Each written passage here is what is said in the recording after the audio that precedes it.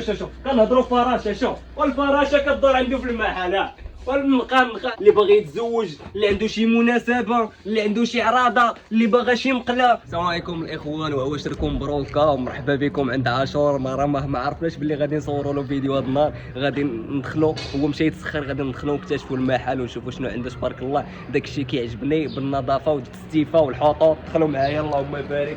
اجي واجيو نكتشفوا شويه. مدوين برا سي اسماعيل ولا من داخل؟ برا راه داوي على راسو. خصنا شي دكه ديال اتاي. دخل باش كيعجبني عاشور تبارك الله. التستيفه ديما كتدخل عنده التستيفه، كلشي مريقل، جميع الاواني المنزليه صغيره كبيره، البرارد تبارك الله، سطوله ديال الحمام.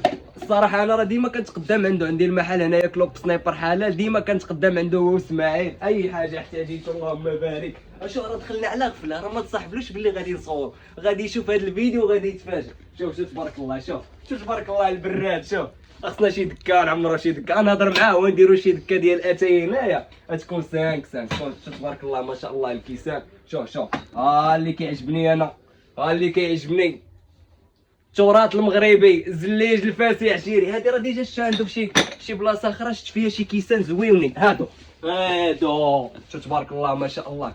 كيعجبني شي حاجه اللي متعلقه بالمغرب والثقافه المغربيه. اللهم بارك. الاخوان اللي باغي يتزوج، اللي عنده شي مناسبه، اللي عنده شي عراضه، اللي باغا شي مقله، اللي باغا شي طاوه كيما بغيتي. شوف انا راه تقديت ما عنده واحد الماكينه ديال العصير، باش درنا لكم العصير انايا في كلوب سنايبر.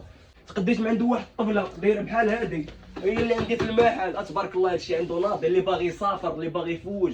هانتوما الديكوراسيون ديال المنزل، هانتوما كما كتشوفوا آية الكرسي، الشكاكر بالنسبه للقرايه، وهادو بالنسبه للناس اللي كيديو الهدايا للمراه اللي يلاه كتكون ولدات. ها هما نتوما تبارك الله المخدات. هادشي داكشي ناضي خوتي، كيبان عنده هادشي مستف، ما نقدرش نعد لكم ونوصف. تبارك الله. عاوتاني السجادات اللي باغي يدي شي كادو، سجادات صغار كبار تبارك الله، علاقات، مرايات، اللي تشهيتي وحليتي عليه فما كتلقى عند عاشور. تحيه لجلول فيما كان. شوف كنهضروا فراشه. شوف والفراشه كدور عنده في المحل والنقا داكشي ربان النقا. شو هي خارجه والنقا من الدار. ما عرفت شنو نقول لكم اخوان. ننصحكم تجيو عنده، راه المحل ديالو قرب بالمسجد اكدال كما كتشوفوا. ها هو المسجد ديال اكدال، وريهم اخي اسماعيل احدى المسجد ديال اكدال. شوف والمحل ديالي انا. شوف المحل ديال اسماعيل بعدا تنديروا له شي فيديو ان شاء الله.